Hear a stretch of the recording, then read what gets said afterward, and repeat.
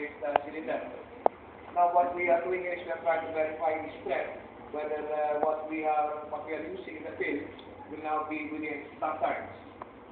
Kung yung ginagamit ng bakal sa field, kung tumama sa requirement ng, let's say, AISC, or probably whether it's a concrete that you have used in the field, or para sa building o mga kailang buhos, is really attaining the correct compressive strength.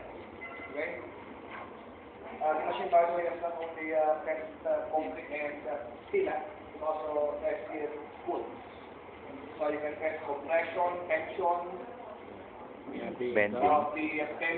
Bending. Or Biyabing ka din ito. Karoon ko ako.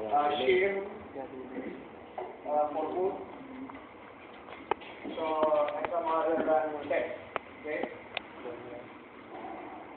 So, probably for the first test, it's going to be diameter 12 mm. What we did is before we try to test the material, we try to attain the length. So the length of that steel bar for the sample is 1 meter. So normally we get a 1 meter length steel bar to place it in this machine.